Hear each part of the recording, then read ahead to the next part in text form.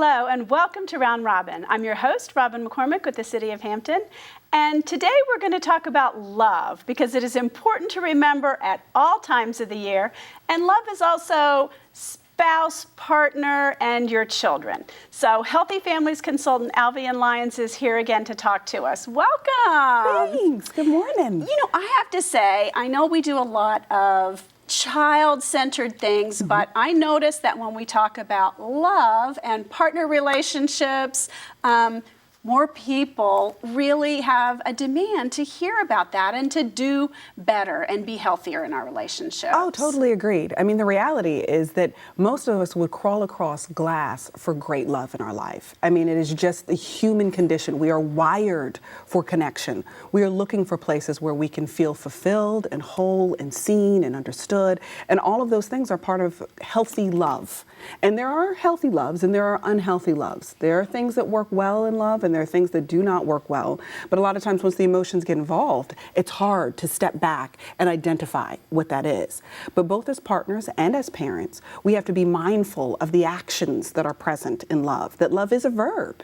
It truly is active more than it is just describing in terms of adjective form. We say love so often. I love this, I love that, but we really don't drill down to what you should see in healthy love, and that's what we want to do this morning. Well, and I think when you look at healthy love too, I think some of us want to get love. Right. Well, all of us, as you said, want to get love. And we don't always stop and think about how we love and what we're giving out. And if we do that better, what we get in return is better. Oh, that is so true. I mean, everything from Gary Chapman's work with the 5 love languages, and really, it was probably one of the first times that we really started to examine how love shows up, how people need to be loved, how people express love. It really changed the lens where that's concerned. And that we're all different. What I need isn't necessarily the same thing as what you need. And the important thing that has to be true is that I care enough about you to figure out what those things are, so that you understand love in the language that you interpret love, and I understand language in the way that I do. I used to say to people all the time that if I only speak French and you only speak Spanish, no matter how many times I say I love you in the language I speak, you will never understand that I am saying what you want to hear because we're not communicating in that same language. So it's important that we find some universal things that could be understood no matter what our languages are, that really help each of us to feel whole in the experience and to create the most healthy environments, whether you're a parent or you're a partner. Okay. You ready? Do you have an acronym? I do. You can always count on it. So we're going to use love because it's easy enough to remember. Oh, even I can do that one. Okay. No matter how busy you are, you can remember that word. So we're going to start first with the L. Love listens. What's so interesting is no matter how much we care about our partners, no matter how much we care about our kids, we have a tendency to get busy, even in our minds when we're not doing anything physically or even speaking, that we're not always present when our partners and our kids are talking to us. Because we're on our phones and we're thinking about what we have to do and what comes up next and whether dinner's burning. Yes. And it's the same thing, quite frankly, as you not being in the room. And people feel the distance. It's worse than you not being in the room because they think that they've told you something that you didn't hear. And then, not that I'm speaking from first person or anything, but then you pay later because of course you heard you were right there. Absolutely. And then the feeling that I'm having is that you don't even care enough when you're right here. When you're with me to pay attention to what it is that I'm saying, which for both partners and for children reinforces a sense of not being important, that you don't value who I am enough to shut those things off even for just a couple of minutes to hear what I'm saying to you. So we have to remember that love really listens and not just hears, because we all have hearing, but hearing and active listening are very different things. Active listening says that I am turning down the noise in the other places. Sometimes we can't completely mute those volumes, but we can get it down to a level 1. That for the vast majority of our conversation, I'm here with you. And I may not be able to do that in terms of quantity. So we may not always have 2 hours to just sit and listen to you tell us everything from the shoes you picked this morning to your breakfast to what happened at lunchtime. We might not be able to do all that. But if we make the conscious decision to schedule time to really plug in with each other through that element of communication, because remember, communication is both speaking and listening. A lot of times we think communication is just the speaking part. So I just want to talk to you. But the other part of communication is the listening part, that I can hear what you're saying to me. So making some concerted effort to schedule time to just plug in with those people you really say you care about, that even if it's 15 minutes, 20 minutes during the course of a day, during that time it's just about you and me. And whatever's important to you, I'm listening to what that is. But the more we model that, the better it is for both our partners and our kids to be able to give us back what it is that we're putting out.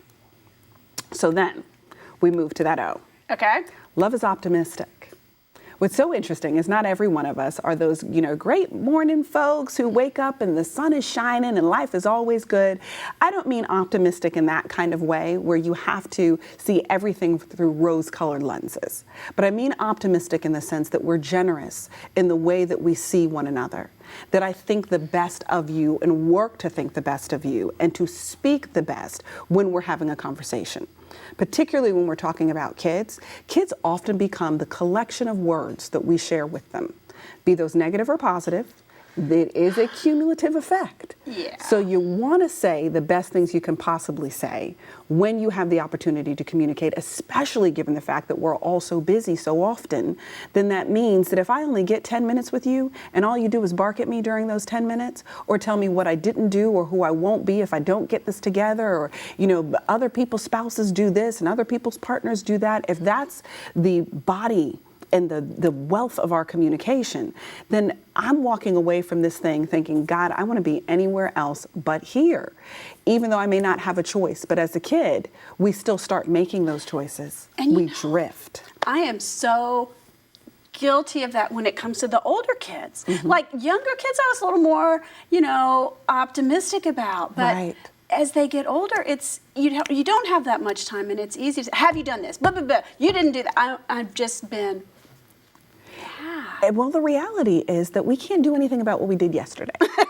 Okay? Yesterday's gone. This is Alvean giving me. Okay, just know that it's all right. Yesterday's gone. Mm-hmm. It's what you do tomorrow that really matters. We're only accountable for what it is that we've learned and we choose to or not implement. That's something that we control every single day. So if you've noticed it, now you make the conscious decision that I'm going to do better. We're not looking for perfect, but if every day we work to do better than we did the day before, we are constantly moving our relationships forward. So don't worry about it. It's just one step in terms of incremental change in the right direction.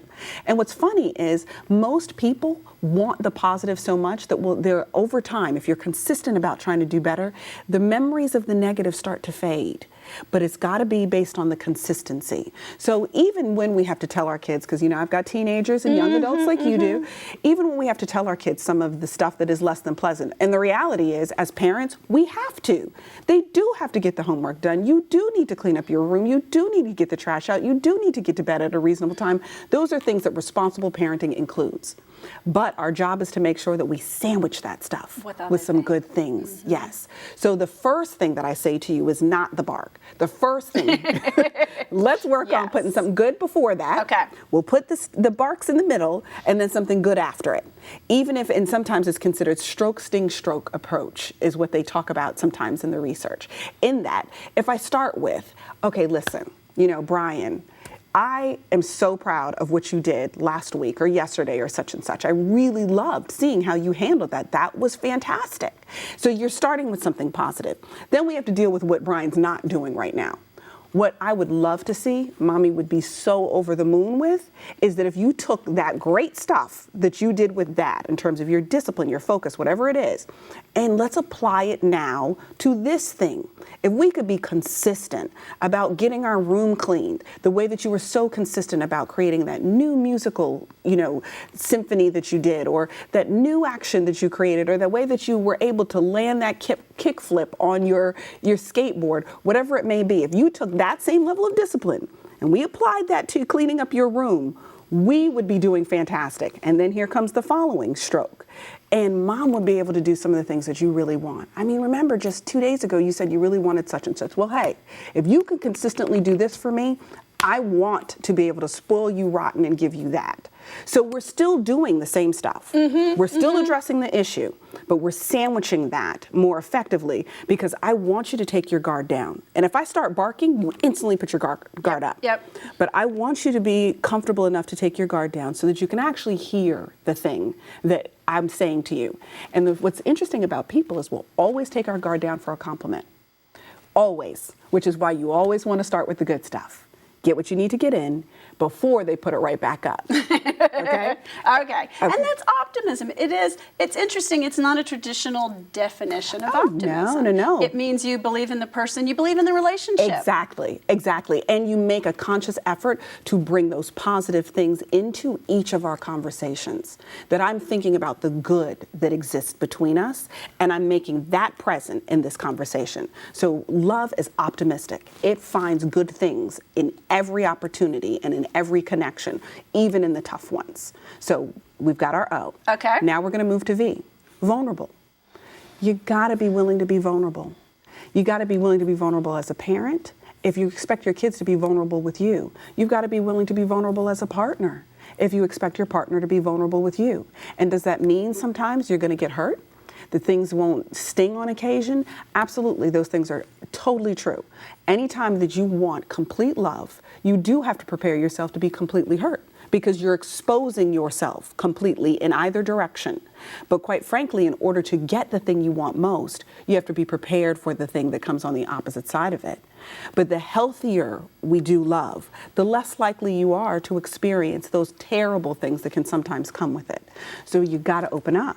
And I think this is a hard one. I mean, it's hard across the board. Of course. But when we learn to do it with our partners, it is because we're equals. Right. And I think there's a different way you express vulnerability with your kids. It's not Right. as much. Right. But I have found that when I accidentally, in most cases, let my guard down and show disappointment or show that I can't handle everything, Right. They completely step up because kids tend to think you can, parents can do everything. Yeah, They're mom and dad fine. have it, right. They have no Absolutely. problems. Nothing hurts. Right. And when you show that, it really changes the dynamic. You are so right about that because the reality is that when I know that you're imperfect, I know that it's safe for me to be imperfect. And what kids and partners are very mindful of are their own imperfections. We're all Oh my gosh, very I see aware all of mine ours. so much. And the tough thing is to make sure that you don't see those before you see your strengths, because that affects our self-concept. But it is true, the more vulnerable we're willing to be, and even when we say to our kids, I messed that one up. Mom thought you did something and it really wasn't even you. I messed that one up. Forgive me for that because I thought A, B, and C was true, but I was wrong. When we say those things to our kids, we let them know that we are so imperfect as parents. We're still figuring this thing out right along with you figuring out how to grow up. But how do we know as parents how much to show? Because you don't want to be at the point you would be with your equal footing partner Right. where you're asking, where you're falling apart and letting somebody else. You don't want your Right. kids to have to take that responsibility. Absolutely. But you have to let some of it out. Oh, definitely. And I mean, and what's really interesting about it is that it's not so much that we have to do math. Okay, I did 2 of these this week. Oh, that's right, one. That's enough for this week for me to admit to. I admitted 2 things this week. That's enough. So it's not so much about the math where that's concerned, as much as it is when you know you messed up. Okay. What's so interesting is your kids know too. And when you don't cop to the fact that you messed up, the message that it sends to your kids is it's not either safe to make mistakes or that my parents don't even care how that impacted me enough to speak to what that meant for me. Okay. So it's really about address what you know needs to be addressed. Be vulnerable enough to admit to those things that you know you need to admit to. And it's not, I ruined your life type admissions, because God knows none of us go into this to try to ruin anything for our kids. But it is about, hey, I saw such and such happened last week. I know that I handled it a little differently than I really intended to. And speak to the intention. So because the intention is your strength. I love you so much, and I do not want anything to happen to you. And sometimes, in trying to protect you, I respond this way, and mommy never means that to make you feel bad about something or to make you. But you're speaking to the intention of what you're trying to do, which really brings the strength back into the conversation. You're still the parent, and you're strong enough to be able to admit I was wrong, and it's okay to be wrong, but it's not okay to not address it. And then finally, the E, empowers. Understand that when we do these things healthy, we are empowering both our partners and our kids. We strengthen them as people when we are healthy in the way that we orient to them. Love is designed to empower you. You're supposed to be better in love than you are without it. You're supposed to be better in the relationship than you are without it. We want our kids and our partners to both be better because we're in their lives than they would be without us. So we always have to be thinking about, how do we make it better for you? Because when you grow as a person, we know it as mommies, I'm better when I know that my kids are doing great. When they're struggling, I'm struggling. So we want to make sure that that is true in the way that we orient on a regular basis. Love is a very empowering thing. And as long as we consider all of those factors, and they're not that many, just those three, before the E, we can The E build comes. Right, the E You is can do coming. the That is others. exactly right. Gotcha. And being mindful that that's what it creates. It creates empowerment for our partners and our kids. So we just encourage families that if you're having a tough time figuring out how to do those things, our Strengthening Families classes are fantastic for that with healthy families. So we always encourage, come check it out. There's so much that you can learn from it, and it really speaks to all of the elements of really building a strong family. It does, and I know I say this, but attending a class doesn't mean you're a failure. Not it at all. means that you're going to set aside time and make a commitment Absolutely. to do things a little better. That's all it Absolutely. means, and we all need that. We don't mind Because taking a we yoga love. class because we want to learn and set Right. aside that time. So it's not, it doesn't mean, it's not a weakness. Oh, no if you question. agree to take a class to work on your family relationships. No and different than going to dynamics. college or getting advanced degrees. We do that to grow as people. We can grow as parents and partners also. It shows our strength when we make those decisions. And a little bit of, as you said, vulnerability Ability. as well, because you're saying to your kids or to your partner, this is important and I know I need to get better. Absolutely. And I'm willing to invest in it because you matter that much to me. You're worth it. Absolutely. Okay, so that's LOVE. Love indeed in action. Thank you. Thank you, Robin. And thank you for watching. I hope you will think of love as a verb and the actions that you can demonstrate to show your family and to engage better with your family in a healthy love. Thanks for watching.